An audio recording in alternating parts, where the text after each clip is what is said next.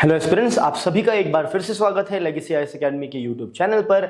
आज के इस वीडियो में हम बात करने वाले हैं एक एंटी टैंक मिसाइल की। जी हां, तो डीआरडीओ ने सक्सेसफुली फ्लाइट टेस्ट किया है third generation fire and forget portable anti tank guided missile. तो हम समझेंगे मैन पोर्टेबल मतलब क्या, फायर एंड फॉरगेट मतलब क्या, and what is this anti tank missile. ये जो एंटी टैंक गाइडेड मिसाइल है, इस सब का मतलब क्या होता है, ये कैसी मिसाइल है, इसका क्या सिग्निफिकेंस है हमारे डिफेंस में। ये सारी चीजें और भी बहुत कुछ हम डिस्कस करेंगे इस वीडियो लेक्चर में। So let's get started. What's the news? News है अबाउट डीआरडीओ ने जो सक्सेसफुली कंडक्ट किया है अपना फ्लाइट टेस्ट, किसका? Third generation fire and frigate man portable anti tank guided missile. इसको ऐसा MPATGMB लिखा जाता है।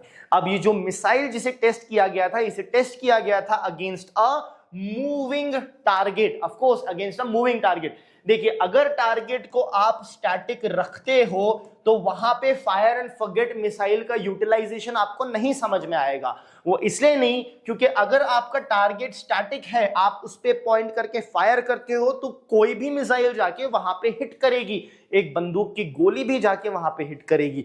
बट जब टारगेट मूव हो रहा है, और मूवमेंट में मैं सिर्फ यहां पे एंटीसिपेशन की बात नहीं कर रहा हूं कि टारगेट अभी यहां पे है, वो मूव होके इधर होगा, तो आप जब फायर कर रहे हो तो आप डायरेक्टली वहां फायर करो जहां पे वो मूव होके आएगा।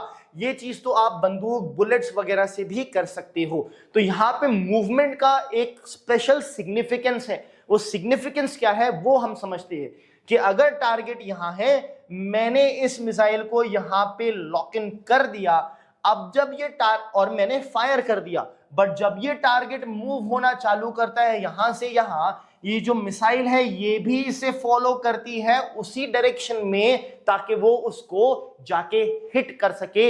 ये है यहां पे सिग्निफिकेंस मूवमेंट का। तो ये जो टेस्ट कंडक्ट किया गया था, वो कंडक्ट किया गया था अगेंस्ट अ मूविंग टारगेट, जो कि बस 2 दिन पहले ये टेस्ट कंडक्ट हुआ है। ये टर्न कंडक्ट हुआ है महाराष्ट्र स्टेट में। तो चलिए आगे बढ़ते हैं। अब यहां पे ये जो टेस्ट सक्सेसफुल हो गया, ये जो मिसाइल बिल्ड की गई थी वो इंडिजिनसली बिल्ड की गई थी, इसलिए ये की माइलस्टोन है हमारे इंडिजिनस डेवलपमेंट, डिफेंस डेवलपमेंट का, और ये प्रमोट करता है basically make in India. In fact अब सरकार सिर्फ मेक इन इंडिया की बात नहीं करती है, बात करती है make in India for foreign, for the rest of the world. तो हम आगे चल के और भी, इनफैक्ट अभी भी हम बहुत सारी चीजें दूसरे देशों के लिए बनाते हैं, आगे चल के और भी बनाएंगे। ये सपोर्ट करता है हमारे आत्मनिर्भरता इन डिफेंस के विजन और मोटो को। अब आइए समझते हैं इस मिसाइल के बारे में। तो ये मैन पोर्टेबल मिसाइल है। मैन पोर्टेबल मतलब ये एक इंसान कैरी कर सकता है एक जगह से दूसरी जगह पे, और एक इंसान अपने कंधे पे रख के बेसिकली इसको चला सकता है। यहां पे आपको किसी तरह के कोई प्लेटफॉर्म की एज सच जरूरत नहीं होती। ऑफ कोर्स ये काफी भारी होती है, तो एन एवरेज पर्सन शायद इस चीज को नहीं कर पाए, बट हमारे आर्मी पर्सनल जो कि काफी ताकतवर और ट्रेंड होते हैं वो इसे यूज कर सकते हैं। तो ये है एक मैन पोर्टेबल मिसाइल, और ये टैंक के अगेंस्ट काफी केपेबल है, इसलिए इसे एंटी टैंक कहा जाता है। एंटी टैंक गाइडेड मिसाइल मतलब ये, जैसा मैंने बताया, ये जो है एक बार टारगेट लॉक हुआ, वो यहां से यहां अपना डायरेक्शन चेंज करेगा तो वो गाइड करके वहां पे जाके उसे मार सकती है।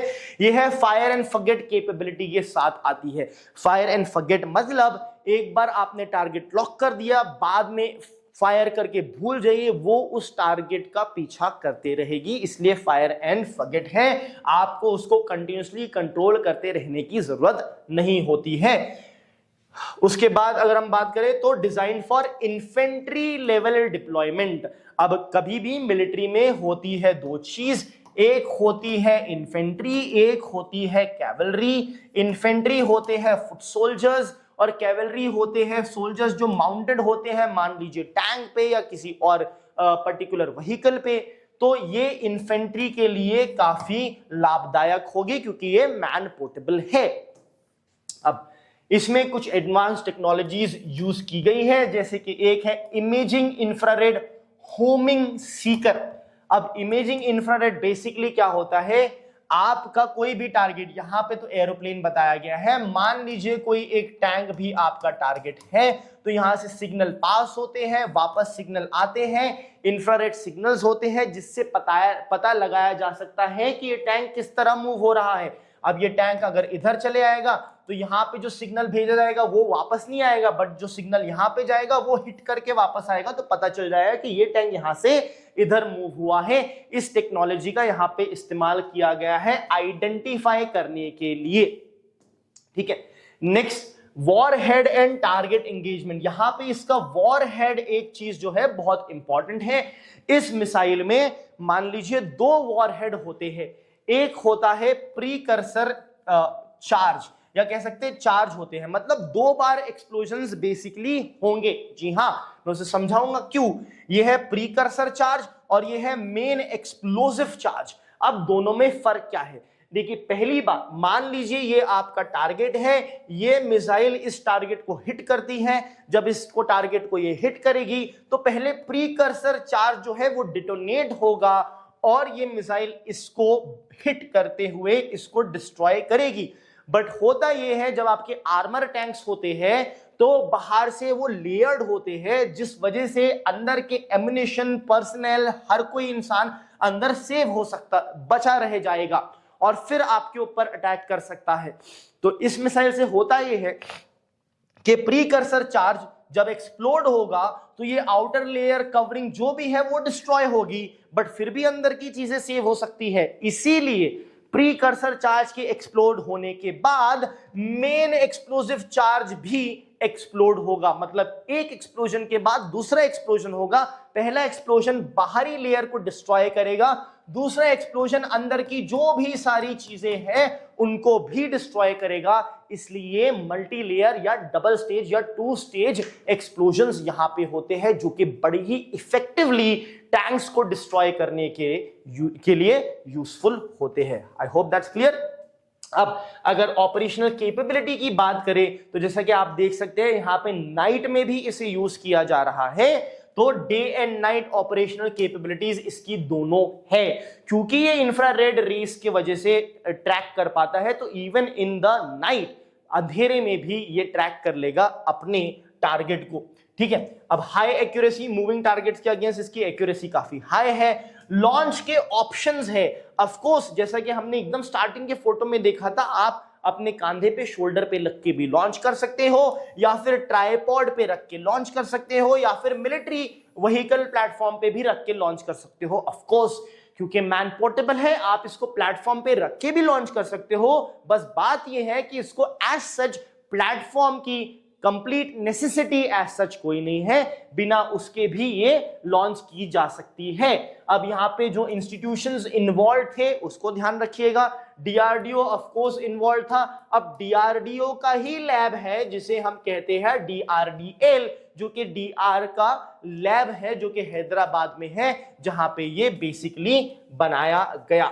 अदर इंडस्ट्री पार्टिसिपेशन, कुछ कुछ पार्ट्स के लिए इंडस्ट्रियल इन्वॉल्वमेंट भी होता है। जनरली गवर्नमेंट इंडस्ट्रीज होती है या फिर इवन प्राइवेट सेक्टर को भी इन्वॉल्व किया जाता है। यहाँ पे गवर्नमेंट के दूसरे एजेंसीज हैं, जैसे कि Bharat dynamics limited, Bharat electronics limited, ये सारी एजेंसीज भी यहाँ पे इन्वॉल्व थी डीआरडीओ के साथ। अब इसका सिग्निफिकेंस क्या है, हर एक चीज में भारत आत्मनिर्भर बनना चाहता है, तो यहां पे भी आत्मनिर्भरता of Bharat in the defence sector आपको यहां पे दिख सकती है। It will pave the way for induction into Indian army, क्योंकि अब टेस्ट जो है वो सक्सेसफुली हो रहे हैं। सक्सेसफुल टेस्ट के बाद नेक्स्ट स्टेप क्या है, inducting in the Indian army, तो इसे भारतीय आर्मी में इंडक्ट किया जाएगा। और ये एनहांस कर देती है हमारी एंटी टैंक स्ट्राइक कैपेबिलिटीज को। याद रखिएगा ये जनरली टैंक्स के अगेंस्ट यूज होती है, और यहाँ पे 2 चार्जेस होते हैं ताकि टैंक्स को बाहर से अंदर से भी डिस्ट्रॉय किया जा सके। सो ये डेफिनेटली हमारे डिफेंस कैपेबिलिटीज को बहुत हद तक और ज्यादा इंप्रूव करती है। धन्यवाद।